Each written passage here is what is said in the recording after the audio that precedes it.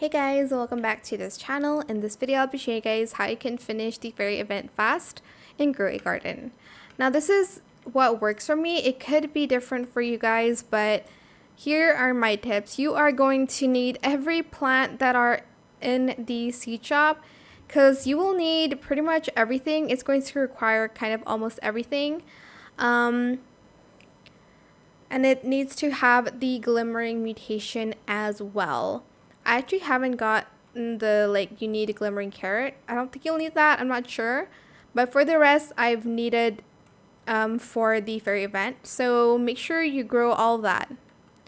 The next thing is once you see a glimmering plant, you're just going to collect it so that another plant can grow and then it will have the glimmering mutation. Especially the bigger plants like Ember Lily that takes so long to grow, or the Burning Bud. One, you are just going to collect them if they already have the glimmering mutation, so that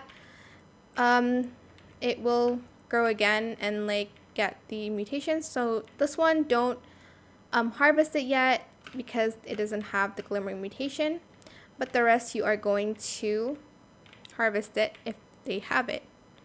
Can I not harvest this? Okay, I can. Next, you are going to want to stock up your inventory with obviously glimmering plants so that whenever you go to the middle, you don't have to go back and forth if basically the fountain needs something and you don't have it. You're also going to stock up on new plants that they need. I think the only required one is the sun bulb, the glowthorn, and what's the other one?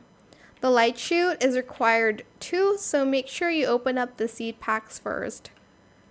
Also, the most important thing are probably fairy points and seed packs so that you can upgrade the fairy event duration as well to, for instance, 17 minutes. I think you can only upgrade it up to 20 minutes, but that is not bad. But yeah, that is pretty much it really. I hope it was helpful for you guys. Don't forget to like, comment, share, and also subscribe to this channel if you haven't done that already. If you have any more questions about this video, just leave it in the comment section down below. I'll try my best to answer them all for you guys.